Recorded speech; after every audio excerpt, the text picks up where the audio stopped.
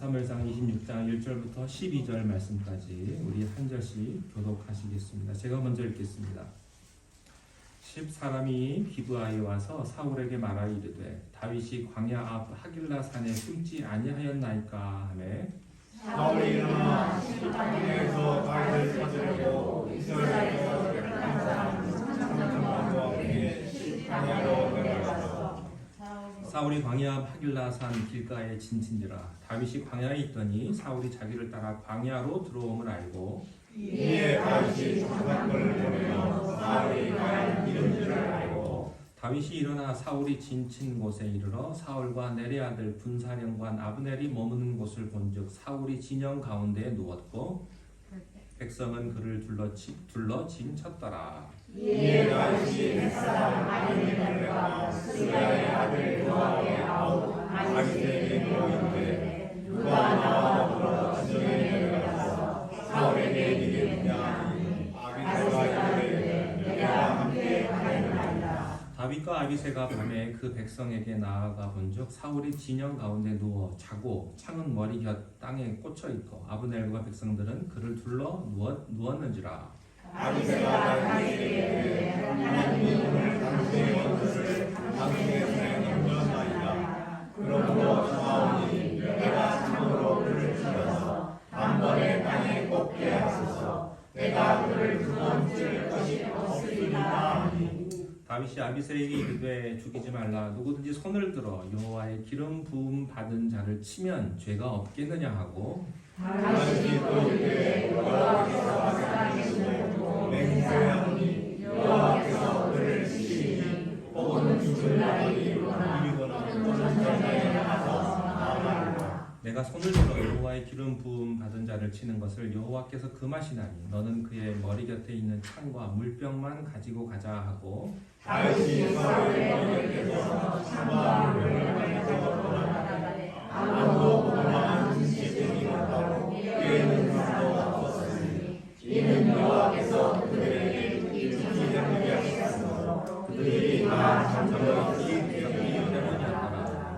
아멘.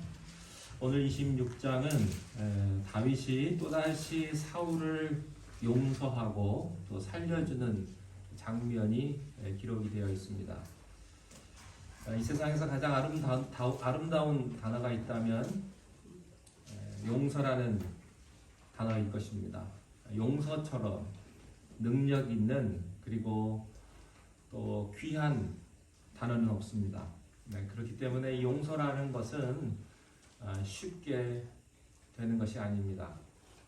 사람들은 용서를 쉽게 할 수 있다라고 생각을 합니다만 용서를 하는 데는 희생과 또 결단과 용기가 뒤따릅니다. 이 희생과 용기와 결단을 하지 않고서는 용서를 할 수도 없고 또 받을 수도 없습니다. 이것이 바로 용서입니다. 하나님의 가장 위대한 행동이 있다면 용서일 것입니다. 하나님의 용서가 없었다면 하나님 그 앞에 설 인간은 아무도 없을 것입니다. 사람과 사람 사이에 있어서도 가장 귀한 단어가 있다면 용서입니다. 용서라는 과정을 거치지 않고 사랑이란 존재할 수가 없습니다. 용서하지 않고는 사랑할 수가 없습니다. 그러므로 이 용서라는 경험을 통해서 참 사랑의 의미를 실천하게 되며 깨닫게 됩니다. 하나님이 우리를 사랑하셨다라는 말은 하나님이 우리를 용서하셨다라는 말이 전제되어야 합니다. 오늘 우리는 다윗이 사울을 한 번만 용서하는 것이 아니라 두 번째 용서하는 장면을 만나게 됩니다. 오늘 1절 말씀을 함께 읽음으로 오늘 말씀 시작하겠습니다. 1절입니다. 시작. 10사람이 기브아에 와서 사울에게 말하여 이르되 다윗이 광야 앞 하길라 산에 숨지 아니하였나이까. 이 10사람이 문제입니다. 이 사람은 지금 다윗이 있는 것을 사울에게 고자질을 하고 있습니다. 그런데 이 10사람이요 지금 이 시간에만 이날에만 지금 사울에게 고자질을 하는 것이 아니고 그 앞에도 보면 예전에도 고자질을 한 적이 한 번 있습니다. 23장 19절인데요. 그때 10사람들이 기브아에 이르러 사울에게 나와 이르되 다윗이 우리와 함께 광야 남쪽 하길라산 숲을 요새에 숨지 아니하였나이까. 이렇게 23장에서도 고자질을 한 번 했었습니다. 항상 고자질을 잘하는 그런 생애를 보내는 사람들이 있습니다. 어떤 사람은 평생 고발하기 위해서, 일러 바치기 위해서 존재하는 사람도 있습니다. 물론 잘못된 것은 고발해야 합니다. 그러나 그 고발이 체질화되면 그 인생은 참 불행합니다.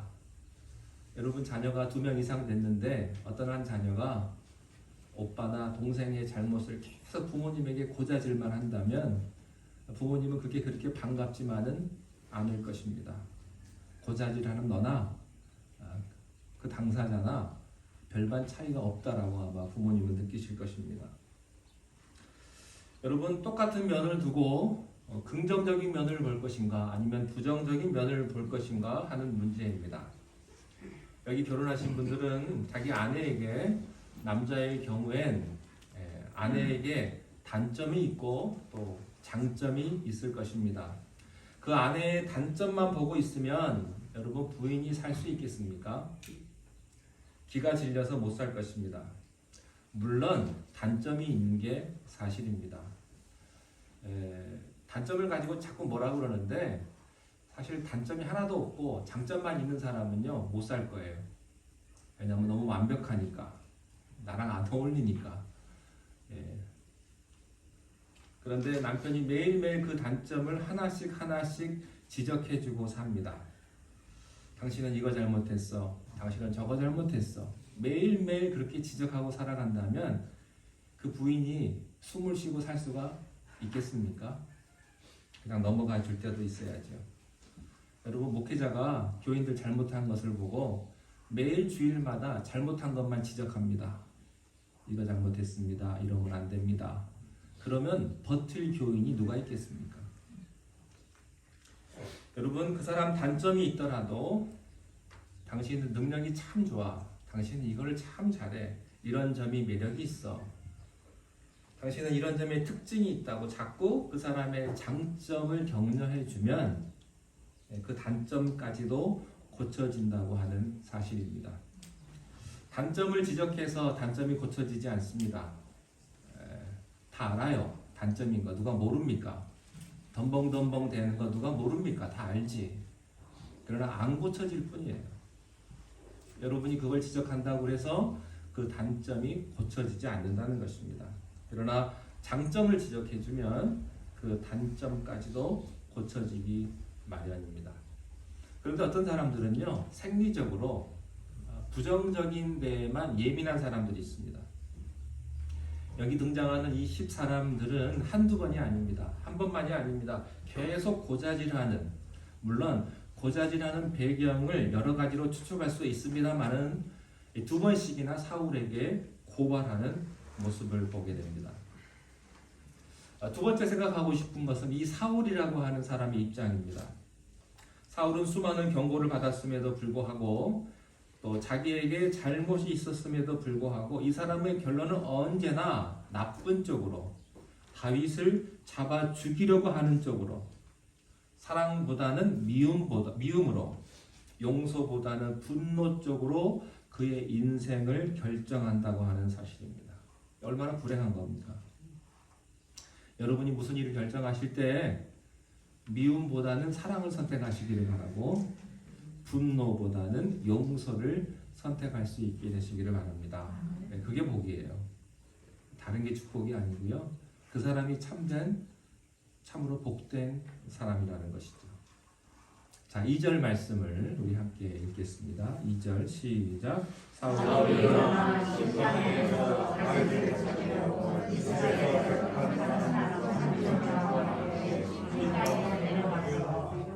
나중에 다윗이 이런 표현을 하죠. 당신이 나를 잡으러 오는 거 보니까 나는 꼭 벼를 것 같다. 이런 표현을 한 적이 있습니다. 지금 다윗의 입장은요, 참 힘이 없고 무력하고 또 쫓기고 연약한. 여기서 보면 다윗 하나를 잡으려고 몇 명을 동원합니까? 3,000명이나 되는 사람들을 어디 전쟁합니까? 3,000명이나 되는 사람을 데리고 지금 다윗을 추격하고 있습니다. 사울을 보면요, 참 그가 이런 사람인데도 양심의 가책은 많이 느껴요. 여러분, 우리가 다 양심의 가책을 느끼지만 가책만 느낄 뿐이에요. 계속해서 잘못된 선택을 하고 계속해서 분노 쪽으로 그가 결정한다는 것입니다. 여러분, 잘못된 사람은요 항상 보디가드를 많이 데리고 삽니다. 무장을 많이 합니다. 겁이 많은 사람들이요 담벼락을 높게 치는 거예요. 양심이 깨끗하고 자유로운 사람은요 절대로 자기를 무장하지 않습니다. 문제가 있는 사람들은 언제나 첩첩으로 자기를 무장하는 거예요. 여러분, 상처는요 건강한 사람한테는 상처가 잘 안 돼요. 여러분, 건강한 사람 이렇게 한번 때려보세요. 아프지도 않아요. 아픈 사람 때리면 아프지, 건강한 사람 때리면요 뭐 그래? 이러고 넘어간다고요. 여러분이 왜 상처받는 줄 아세요? 여러분이 건강하지 못하다는 증거예요. 영적으로 건강하지 못하기 때문에 누가 한마디만 하면 다 상처예요. 아, 아파. 왜 날 찔러? 이러고. 상처 주는 사람도 문제가 있지만 그렇다고 해서 상처받는 사람도 문제가 전혀 없는 건 아니라고 하는 사실입니다.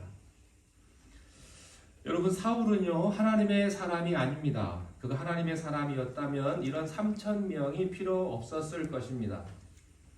여러분이 하나님의 사람이라면 여러분을 어떤 물질로 여러분을 무장하지 마십시오.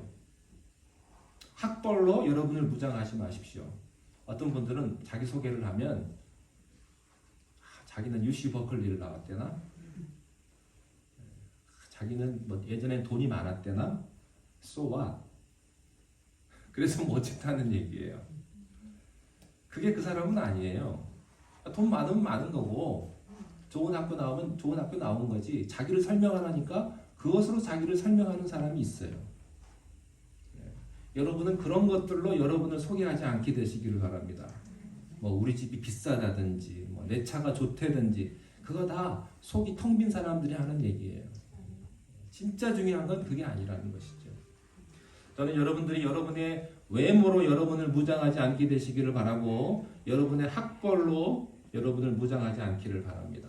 여러분의 경험으로도 여러분을 무장하지 않기를 바라요. 어린애처럼 마음 문을 열고 쉽게 단순하게 나타날 것입니다. 그러나 여러분 안에 열등의식이 있다든지 어떤 잘못된 피해 의식이 있다든지 할 때는요 사람은 무장을 하기 시작을 합니다. 나 함부로 못 보게, 나 깔보지 못하게. 이 사울은 다윗을 추적할 때 언제나 많은 사람들을 데리고 연약한 겨룩 같은 다윗을 찾으려고 그렇게 애를 쓰고 흥분하고 핏대를 세우는 것을 사울에게서 보게 되는 것이죠. 자, 3절 말씀, 3절부터 5절 말씀까지 쭉 한번 읽겠습니다. 시작. 사울이 광야 다윗이 광야에 이에 다윗이 정탐꾼을 보내어 사울이 과연 이른 줄 알고 다윗이 일어나 사울이 진친 곳에 이르러 사울과 내려아들 군사령관 아브넬이 머무는 곳을 본즉 사울이 진영 가운데 누웠고 백성은 그를 불러 찾더라. 사울은 위기 앞에서 정탐꾼을 보냅니다. 기도만 하고 앉아있지 않았다는 이야기입니다. 물론 기도해야지요. 근데 어떤 분들은 믿음이 너무 좋아가지고 기도만 하고 행동으로 옮기지 않는 사람들도 있습니다. 하나님만 바라보고 있다는 말이 다윗에게 있어서는 자기가 할 수 있는 모든 것들을 최선을 다해서 하고 있었다는 것을 알 수가 있습니다. 자, 이런 정탐꾼을 보낸 결과 사울이 어느 곳에 누워있게 된 것을 알게 되었습니다. 자, 7절과 8절을 한번 읽겠습니다. 7절, 8절 시작. 다윗과 블레셋가 밤에 그 백성에게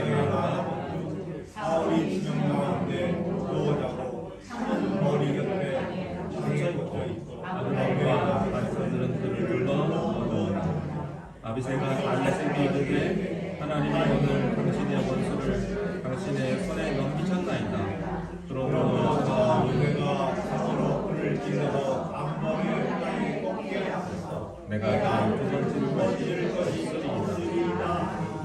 다시 말하면 또다시 예전에는 사울이 다윗이 굴속에 있었을 때 사울이 원수는 외나무 다리에서 만나는 것처럼 그렇게 들어와 가지고 사울이 일부러 들어왔을 때 그때 사울을 죽이지 않고 옷자락만 베어 나간 적이 있었습니다. 오늘 또다시 사울을 죽일 수 있는 아주 좋은 찬스가 온 것입니다. 여러분, 사람은 한 번 용서하기는 쉽습니다. 그러나 두 번 용서하기는 어렵습니다. 우리말에 그런 거 있죠. 이게 3세번이야. 그것까지는 안 돼. 그런 이야기 있는데, 한 번 용서해 주었는데 회개치 않고 똑같은 행동을 또다시 할 때 사실은 용서하고 싶은 마음이 없죠.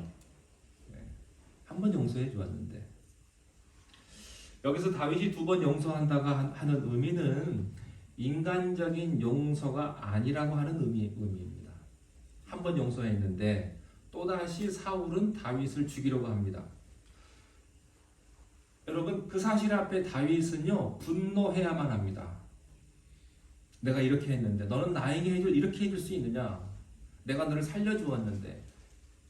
얼마든지 그렇게 말할 수 있는 처지가 다윗의 처지입니다. 자, 이런 상황을 맞이했을 때 다윗의 참모였던 아비새가 이렇게 말을 합니다. 나로 하여금 죽이게 하소서. 두 번 찌를 것도 없습니다. 내가 단번에 한 번에 그 사람을 죽일 수 있습니다. 참모가 그렇게 이야기를 합니다.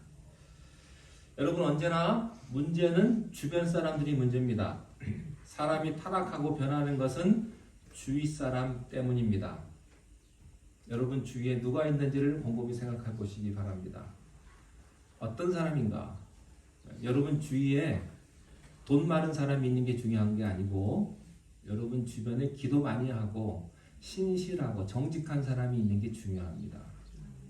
누구와 함께 있느냐? 그게 바로 여러분을 결정할 수 있다고 하는 사실이에요. 사울도 그처럼 흥분하고 또다시 악한 일을 계속하게 된 것은요, 이 참모들, 주변 사람들을 사실은 잘못 데리고 있었기 때문에 다윗도 마찬가지예요. 다윗의 경우도 예외는 아니었습니다. 지금 아비넬이 한 말은요, 어떻게 보면 다윗을 기쁘게 해줄 수 있는 그런 말입니다. 당신의 원수를 내가 대신 갚아주겠습니다. 얼마나 충성스럽고 좋은 이야기입니까? 다윗의 그 인간적인 충동을 만족시켜 줄 수 있는 발언을 지금 그 밑에 있는 수아가 하고 있는 것입니다. 여기에서 하나님의 사람과 하나님의 사람이 아닌 사람과 구분이 나타납니다. 오늘날 보면은 정치, 경제, 사회, 문화 모든 면에서 그 사람이 좋았는데 나중에 그 사람이 변질되는 이유는 다 누구 때문입니까? 물론 본인 태금이겠죠. 그러나 주변에 참모들, 주변에 있는 사람들이 잘못되어 있었기 때문에 문제가 커질 수밖에 없다는 것이죠. 요즘 한국에도 또 선거철이 되었는데요. 주변 사람들이 가만 안 놔둡니다. 선거 때가 되면. 다 자기 욕심을 위해서 대리자를 세워가지고 어떻게 한 자리라도 좀 해보려고. 그런 욕심을 가지고 하는 경우들을 볼 수가 있어요. 여러분, 여호수아에게 있어서 훌륭한 참모는 누구였습니까? 갈렙이었습니다. 갈렙이라는 사람은요, 성경에 보면 자주 등장하지도 않아요. 짤막하게 몇 번 등장을 합니다만 그가 보여준 깊은 인간성, 인격, 신앙, 어쩌면 여호수아보다도 더 깊이 우리들에게 다가오는 그런 신실한 사람인지도 모르겠습니다. 이 갈렙이요, 모세가 살아있을 때는 문제가 되지 않아요. 모세를 잘 섬기면 되니까. 그러나 모세가 죽고 여호수아가 지도자일 때는요, 갈등이 있습니다. 다른 사람들은 다 부정적이고 불평하고 이럴 수 있냐고 말을 하지만 갈렙은요, 그 가운데서도 딱 중심을 지키고 여호수아 편에 서서 그런 얘기 하지 않아요. 불평하지 않아요. 그리고 언제나 여호수아를 위해서 그가 조언을 해주고 함께해 주었던 사람입니다. 나이 차이도 얼마 안 나요. 자기와 같은 동료였습니다. 어떻게 그런 사람을 지도자로 세워주고 섬길 수 있겠습니까? 이게 굉장한 일이라고 하는 사실입니다. 끝까지 여호수아 편에서 그를 보호해 주었고 순종하고 그랬던 좋은 참모였습니다. 바울에게도 좋은 참모가 있었죠. 바나바였습니다. 여러분, 바울은요 어떻게 보면 그 목적 지향적인 사람이었기 때문에요 주변의 사람들에게 상처를 많이 받습니다. 대개 목적 지향적인 사람들이 주변에 상처를 많이 줘요. 그러나 바나바는요 무슨 일이 있어도, 그래서 바울은 마가를 버렸지만 이 바나바는요 끝까지 힘들고 어려운 사람이라도 끝까지 같이 가야 된다고 품어주었던 사람이 바나바였습니다. 여러분, 대개 교회가 잘 이끌어 가려면요 교회의 참모들, 스태프들이 좋은 참모여야 합니다. 재직들이 좋은 참모여야 되고요, 또 권사님들, 집사님들이 좋은 참모여야 합니다. 그때 교회는 좌로나 우로나 치우치지 아니하고 흔들리지 않고 잘 갈 수 있다고 하는 사실입니다. 다윗에게 충성하는 이 아비새도 뭐라고 했냐면 사울을 죽여야 된다고 말을 했습니다. 2번 칼질할 것도 없다. 이 사람 죽어 마땅하다. 이렇게 이야기를 합니다. 여러분, 죽어 마땅하지요. 그 말에는 이론의 여지가 없어요. 그 말은 맞는 말입니다. 인간적인 측면에서 보면. 상식의 선에서 보면, 합리적인 선에서 보면 옳습니다. 또 많은 사람들이 그렇게 생각을 할 것입니다. 합리의 관점에서. 상식의 관점에서 보면 그게 맞아요. 여러분, 교회와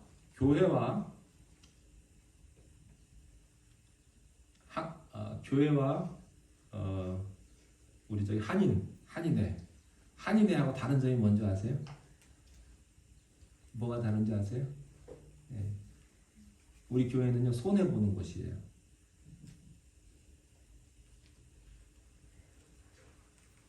손해 보는 걸 두려워하지 않는 게 교회예요. 그래서 이게 이익이냐 손해냐가 중요한 게 아니에요. 교회는 손해를 볼지라도 이게 합리냐 불합리를 따지는 게 아니에요. 일을 왜 합리적으로 해야지? 왜 이렇게 불합리하게 해? 그 절차가 그게 뭐야? 그게 중요한 게 아니라는 거예요.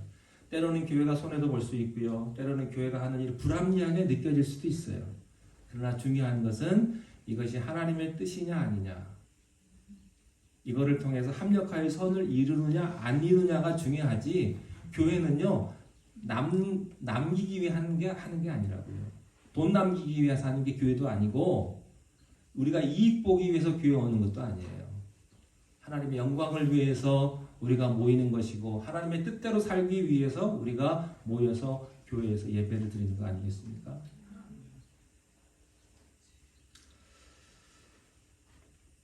결론은 간단합니다. 사람의 뜻대로 결정하면 좋아 보여도 나중에 분열하고 싸우고 흩어지고 없어져 버립니다. 그러나 그것이 사람의 이성에 맞지 아니하고 상식에 맞지 않는 결정이라 하더라도 하나님의 뜻에 따라서 결정해서 손해를 봤다고 한다면 나중에 하나님께서 다 감싸주시고 어루만져 주시고 기적을 일으켜 주시는 것입니다. 다윗도 좋은 참모를 가진 것은 아니었습니다. 믿음의 사람을 가진 것은 아니었습니다. 똑똑하지만 인간적인 참모들이 주변에 많았습니다. 그래서 사울을 죽이자고 했던 것이죠. 자, 이때 다윗은 어떻게 합니까? 9절을 한번 보시기 바랍니다. 참모들의 권면과 충동에 휩싸이지 않습니다. 9절 읽겠습니다. 시작.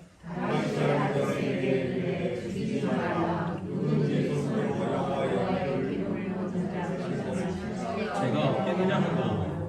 죽이지 말라는 이유를 다윗이 2가지로 제시를 합니다. 첫 번째는 여호와의 기름 부음 받은 종을 뭐 하지 말라? 죽이지 말라. 자, 2번째는 10절입니다. 10절 읽겠습니다. 시작. 다윗이 또 이르되 여호와께서 살아계심을 두고 맹세하노니 여호와께서 그를 치시리니 혹은 죽을 날이 이르거나 그는 전장에 나가서 망하리라. 자, 기름 부음 받은 종을 그러면 누가 치신다? 하나님이 치신다. 내 손으로 죽이지 말라. 이 2가지입니다. 하나님이 하신다. 여러분, 우리는 하나님이 하시려는 일을 우리 인간이 대신 해서는 안 됩니다. 자칫 잘못하면 인간이 하나님의 영역까지 침범을 하게 됩니다. 사울의 실수가 무엇이었습니까? 사무엘이 떠나면서 내가 7일 후에 와서 제사를 드릴 테니까 너는 제사를 드리지 말라고 했습니다. 그런데 사울이요 6일까지는 잘 참았습니다. 아니 7일까지도 잘 참았어요.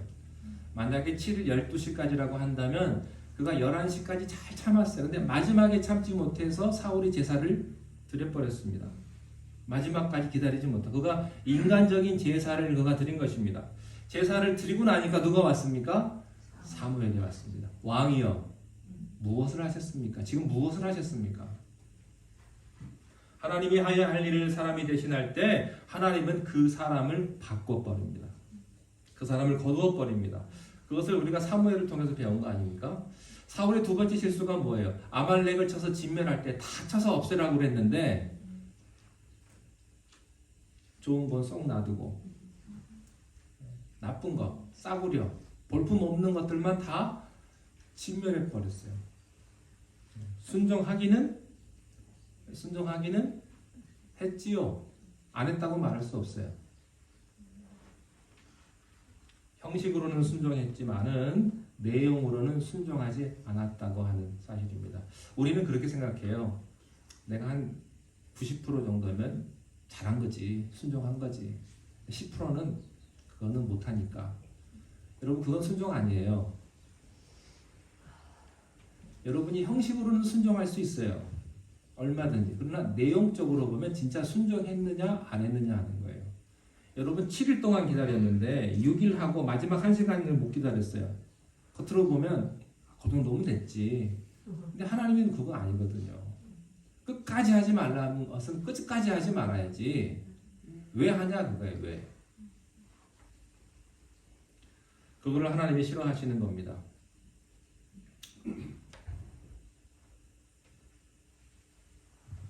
여러분 다윗은 하나님의 기름 부음 받은 종을 죽여서는 안 된다고 하는 신앙이 그에게 있었습니다. 이것은 인간적인 생각이 아니라 하나님으로부터 온 생각이었습니다. 분명히 사울은 죽어 마땅합니다. 죽여도 몇 번을 죽여야 할 사람입니다. 그렇지만은 다윗은 끝까지 하나님의 이 생각을 버리지 않았다고 하는 사실입니다. 저는 이런 설교 본문을 볼 때마다 제가 굉장히 곤욕을 느끼지만 그래도 여러분들의 신앙의 유익을 위해서 제가 좀 말씀을 좀 드리도록 하겠습니다. 여러분들이 이 교회에서 신앙생활을 하시든 또 딴 교회에서 신앙생활을 하시든 또 제가 이 교회에서 얼마나 목회를 계속할지는 모르겠습니다만은 마음이야 은퇴하고도 계속하고 싶은데 그건 모르는 일 아니겠습니까? 여러분이 어디서 신앙생활을 하시든지 간에 여러분들에게 말씀드리고 싶은 것은 그것은 절대로 기름 부음 받은 종하고 대적하지 마십시오. 이유를 불문하고 하지 마십시오. 결정적으로 여러분이 손해를 봅니다. 여러분이. 이게 신앙생활 잘해가는 비결이에요. 그러면 그 사람 기름 부음 받은 종이 잘못했으면요. 그건 어떻게 해야 되냐? 하나님이 치십니다. 그건 여러분들이 할 역할이 아니에요. 하나님이 할 역할이에요. 여러분이 하나님 역할을 하면요. 여러분이 어려움을 겪게 됩니다. 그럼 어떻게 하겠느냐? 저 사람 분명히 사울과 같이 나쁜 사람인데 그런 문제가 생기잖아요. 저 사람 잘못했는데 어떻게 하겠느냐 이거예요. 문제는 간단해요. 기름 부음 받은 종들을 여러분이 대적의 관계로 들어가면 여러분들이 손해를 보시는 거예요. 자, 그러면 기름 부음 받은 종들은 어떻게 해야 되느냐? 하나님의 뜻대로 하지 못하면 어떤 일이 생기느냐? 하나님께서 정확하게 기름 부음 받지 못한 사람들보다 더 정확하게 하나님이 그를 치신다고 하는 사실이에요. 이 사실을 여러분들이 믿으세요. 아멘. 네. 하나님은 절대 그 사람을 그냥 놔두지 않습니다. 그러나 사람들에 의해서 치리받는 것을 하나님이 원치 않으십니다. 다윗은 끝까지 사울을 욕하거나 사울과 대적하거나 사울을 공격하는 일을 하지 않았습니다. 그리고 그 일을 하나님이 하신다고 하는 사실을 그가 믿었다고 하는 것입니다. 10절에 보니까 다윗이 또 이르되 여호와께 살아계심을 두고 맹세하노니 여호와께서 그를 치시리니 혹을 죽을 날이 이르거나 그가 죽을 수도 있어 이렇게 얘기하는 거예요. 혹은 전장에 나가서 망할 거야. 내가 손을 들어 여호와의 기름 부음 받은 자를 치는 것을 여호와께서 금하셔. 하나님이 알아서 그를 죽이든지 그를 망하든지 하게 할 거야. 그런 믿음이 다윗에게 있었다고 하는 것입니다. 그러니까 다윗은 할 말은 또 다해요. 참기는 참지만 할 말 조곤조곤 다 하는 거예요. 그죠? 우리 같으면 그냥 죽이지 마 이러고 끝냈으면 좋을 것 같지만 그렇게 안 해요. 여러분 할 말은 다 하세요. 할 말은 다 지금 다윗이 할 말은 지금 다 하고 있어요. 하나님이 이렇게 하실 거야라고 이야기를 하고 있는 거예요. 자 그러자 시간이 좀 지났네요. 그러자 이제 하나님께서 드디어 개입을 하십니다. 어떻게 개입하시는가? 다음 주에 또 말씀을 드리겠습니다만 12절에 보니까 이렇게 하셨어요. 이는 여호와께서 그들을 깊이 잠들게 하셨다. 하나님이 개입하신 거예요. 하나님이 잠들게 하셨어요. 그래서 하나님께서 지금 이 순간을 지금 이끌어 가시는 거예요. 하나님께서 치리하시는 겁니다. 여러분 이 사실을 믿으십시오. 여러분이 성공하시든 여러분이 실패하시든 여러분이 병들었던 간에 모든 것이 합력하여 선을 이룬다는 사실을 믿으세요. 지금 이게 다가 아니에요. 결론은 지금 다가 아닙니다. 지금 위기의 상황이 있다 하더라도 하나님께서는 이 위기를 통해서 하나님은 반드시 믿음의 사람을 축복하신다. 그 사실을 믿으시는 여러분 되시기를 바랍니다. 기도하겠습니다.